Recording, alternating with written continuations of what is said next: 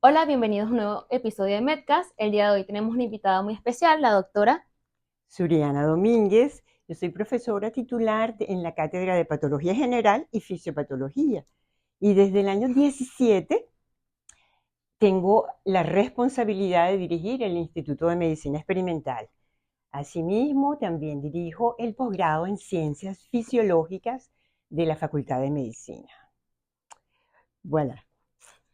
Gracias, doctora, por estar el día de hoy con nosotros. Hoy hablaremos de un tema muy interesante, que es la anemia drepanocítica, también conocida como anemia falciforme, y hoy hablaremos sobre causas, tratamientos y diagnósticos. Quisiéramos iniciar con la primera pregunta, que es, ¿qué es la anemia drepanocítica y cómo diferenciarlas de las otras anemias?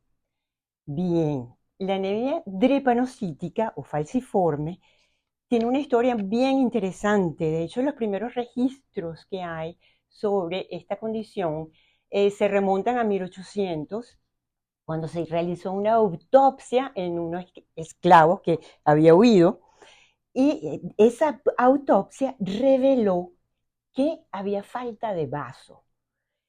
Ya se sabía o se reconocía que los esclavos africanos tenían una resistencia a la malaria, pero presentaban una gran tendencia a ulceración de miembros inferiores.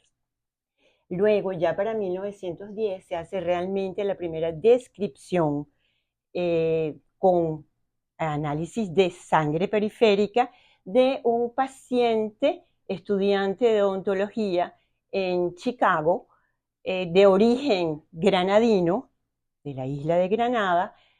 Por supuesto, es un afroamericano, y él presentaba crisis dolorosas, ictericia, y en el frotis de sangre periférica, el interno del doctor Herrick describió y consiguió esta forma peculiar de los glóbulos rojos en forma de media luna. Fue la primera descripción que se hizo de esta alteración en la morfología del eritrocito. Sin embargo, quien recibe digamos, el honor o el crédito es el doctor Herrick, y de hecho se conoció la anemia falciforme por mucho tiempo como el síndrome de Herrick.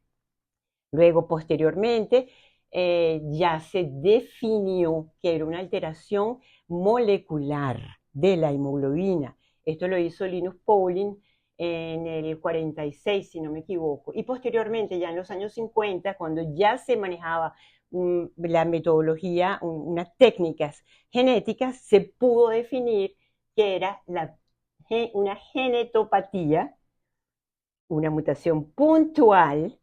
Es la primera genetopatía descrita, por lo cual eso lo hace muy interesante, donde el cambio de una base, en este caso adenina por timina, o sea, una purina por una pirimidina, conduce a que haya un cambio en un aminoácido en la posición 6 de la beta globina. Como ustedes recuerdan, la hemoglobina es un tetrámero, tiene 2 cadenas beta y 2 cadenas alfa. En esa posición 6 está la mutación. Ese cambio único de un aminoácido conduce a que se pierda las propiedades funcionales de esta proteína, y conduce a interacciones hidrofóbicas. La valina es un aminoácido hidrofóbico que permite entonces la gelificación de la proteína, y eso conduce a lo que llamamos polimerización, hace que el eritrocito se deforme en su estado desoxigenado. Este proceso es reversible, pero a medida que va pasando el tiempo de reversión del estado de oxi a oxi, se va deteriorando la membrana, y eso es lo que realmente el centro del mecanismo fisiopatológico de la enfermedad. Realmente es muy interesante toda esta historia, ¿no? De cómo determinamos que era la anemia falciforme, todo lo que estamos conversando, ¿no? Y quisiéramos saber cuáles son los síntomas comunes de este tipo de anemia y cómo varía en gravedad, ¿no? Bien, eh, fíjense, la sintomatología como cualquier anemia, entonces va a producir fatiga, palidez, ¿verdad? Debilidad. En el caso, el problema con la anemia drepanocítica es las crisis vaso-oclusivas. Es realmente el trastorno central, el corazón de esta entidad nosológica. Por supuesto que estos pacientes tienen un sistema inmune un poco debilitado y son muy susceptibles a infecciones. Pueden cursar con fiebre y dolor en las extremidades. Como les mencioné al principio, tienen tendencia a hacer ulceraciones en miembros inferiores. Continuando con la misma vertiente, ¿no? De preguntas, ¿cuáles serían las complicaciones a largo plazo de la anemia falciforme? A largo plazo tenemos el problema, como mencioné, la vasoclusión repetidas, accidentes vascular cerebral. Generalmente se dice cerebrovascular, pero es incorrecto porque son los vasos los que se afectan. Entonces, vascular cerebral, nefropatía. De hecho, hay una entidad que la denominamos nefropatía falciforme. Hay daño también en el vaso, daño general. Como es un problema sistémico, entonces tenemos un problema a nivel de vaso, hígado, cerebro, ojos, pueden haber obstrucción a nivel ocular y, como mencioné también, la ictericia es eh, prominente. Algo que nos parece interesante es cómo se heredaría esta anemia, si lo podríamos explicar. Sí, claro, esta mutación que mencionamos al principio, que afecta al gen de la beta-globina, se hereda de forma autosómica, porque está en un autosoma, en el cromosoma 11, autosómica recesiva, lo que indica que deben ser los dos padres portadores para que el producto, el hijo, padezca de la enfermedad. Qué interesante. ¿Y cómo se diagnosticaría la anemia falciforme, especialmente en recién nacidos? Bueno, se puede hacer prueba en sangre de talón y el método más corriente, de hecho, aquí en nuestra facultad, en el Instituto Anatómico, tenemos un laboratorio dedicado al estudio de las hemoglobinopatías, que es así como se denominan estas alteraciones que afectan la estructura de la proteína, la estructura de la hemoglobina. Eh, se puede realizar, por ejemplo, una electroforesis, se puede realizar una cromatografía de alto rendimiento, cromatografía líquida de alto rendimiento, o también puede hacerse un estudio genético para ver si la mutación está afectando a un alelo o a los dos alelos.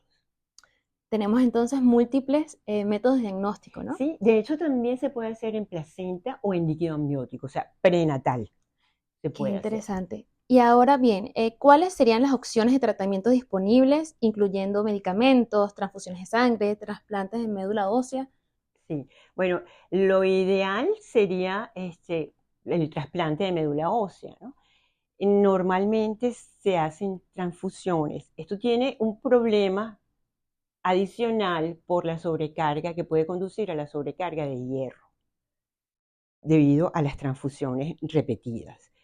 Los tratamientos, en términos de medicamentos, tenemos el uso de la glutamina porque disminuye el estrés oxidativo. El mecanismo fisiopatológico de esta condición fundamentalmente es el estrés oxidante. Como hay una gran hipoxia, esta patología cursa con hemólisis y por supuesto hay una demanda en médula ósea para producir más glóbulos rojos. Entonces el índice de reticulocitos está muy aumentado, quizás a 10 hasta 20%, más de lo normal. ¿Lo normal cuánto es? Alrededor de 0,5. Entonces, aunque pudiese confundirse con una ferropenia, si usted hace un índice de reticulocitos y lo ve aumentado, dice no, esta condición responde a hemólisis. y no a una ferropenia, que estaría el índice de reticulocitos, ¿cómo estaría? Estaría disminuido. Voilà, entonces tenemos la glutamina que favorece, entonces disminuye el estrés oxidante que se genera por este cambio en la reología y el aumento de viscosidad que hay en sangre debido a la deshidratación, pérdida de potasio, pérdida de agua que sufre el eritrocito en su forma de drepanocito, y altera al endotelio vascular y se genera una interacción entre el endotelio y los glóbulos rojos, que normalmente los glóbulos rojos deberían estar circulando justamente por el centro del fluido, ¿verdad? Y no hacia las paredes de los vasos. Y esto es mucho más dramático, obviamente, en las vénulas postcapilares, que hay mayor éstasis. Entonces, hay una hipoxia local que conduce a la generación de radicales libres, al deterioro de la membrana, se activa el sistema inmune, hay reconocimiento por inmunoglobulina, hay activación de complemento y por ello mantener un estado redox adecuado que disminuya el estrés oxidante, mejora mucho la condición. Otra estrategia terapéutica está mediada por los anticuerpos anti-PET-selectina, justamente para evitar entonces esa interacción entre el glóbulo rojo y el endotelio vascular. La tradicional, digamos, que tiene enorme tiempo en uso, es el uso de la hidroxiurea. ¿Qué hace la hidroxiurea? Va a aumentar la cantidad de GMP cíclico y de AMP cíclico, y esto va a activar proteínas tirosina quinasas o proteínas quinasas que van a inducir la expresión de hemoglobina fetal. ¿Y por qué esto es importante? Porque, bueno, dentro del eritrocito todos tenemos una cierta cantidad de hemoglobina fetal que es sintetizándose, que es muy baja en condiciones normales. En el drepanocítico nos interesa aumentarla porque la hemoglobina fetal no tiene cadenas beta. Entonces no va a conducir a polimerización de la hemoglobina. No está afectada el gen, porque el gen codifica es para la cadena beta globina. En este caso son gamma, y aunque tenemos mayor afinidad por el oxígeno, esto favorece que no haya polimerización. Las últimas estrategias, hay otros medicamentos también que se une de forma alostérica a la proteína en un residuo de valina de la alfa-globina y la hace más afín por oxígeno. Entonces, también evita la polimerización de la proteína. Lo más reciente, pero es sumamente costoso, es la terapia génica. Entonces, tenemos dos aproximaciones en terapia génica, que una conduce a inducir, es decir, a bloquear los genes represores de la síntesis de hemoglobina fetal. Como ustedes recuerdan bien, hay un switch en la síntesis de las hemoglobinas, desde la hemoglobina embrionaria hasta la hemoglobina del adulto. Vamos pasando por una donde se prenden los genes y luego se van apagando. Entonces, esta metodología que utiliza CRISPR-Cas9, que es la tijera genética, lo que hace es mantener activo al gen que produce hemoglobina fetal. Y así mejora la condición. La otra estrategia génica también lo que hace es introducir con un virus, se introduce el gen corregido de la beta globina. Pero estas terapias son sumamente caras, alcanzan hasta $2,2 millones. Wow. Sí, es muy caro, pero bueno, hay subvenciones, están en uso en Europa y en Estados Unidos. Una pregunta que consideramos muy importante es ¿Qué cifras se manejan sobre esta anemia en Venezuela o cuál es su prevalencia en el país? Bueno, fíjense que en ese sentido, los boletines epidemiológicos, hay problemas con esa información. La información que al menos manejo es la producida por justamente la doctora Anabel Arens, quien ha trabajado fuertemente en las hemoglobinopatías y dirige el laboratorio que mencioné anteriormente en el Instituto Anatómico. Es bastante prevalente y está vinculada a nuestros ascendentes afroamericanos. Entonces, tanto afroamericanos como de origen mediterráneo, del Oriente Medio. La prevalencia es alta. En África, la prevalencia está alrededor de 40-50%. Anabel estudió en neonatos, en recién nacidos, alrededor de ciento y tantos de recién nacidos, y consiguió un 72% de la presencia de la portadores, ¿okay? No homocigotos, heterocigotos. Y es interesante porque no viene la hemoglobina S, como se denomina, no está sola, está acompañada también de otra hemoglobinopatía, que puede ser hemoglobina C, o puede ser una alteración en la cantidad de hemoglobina que se produce, como son las talasemias. Entonces, puedes tener el rasgo drepanocítico ligado a talasemia. Qué importante conocer toda esta información, ¿no? Para tener una perspectiva real de cómo se encuentra nuestro país referente a esta anemia. Y para finalizar, una pregunta que todos los estudiantes de tercer año nos estamos preguntando en estos momentos es ¿qué consejos nos da para este segundo parcial de fisiopatología? Bueno, el consejo que damos siempre en la cátedra es, uno, leer muy bien la pregunta, contestar exactamente lo que se pregunta, evitar hacer una introducción, porque perdemos tiempo y no respondemos.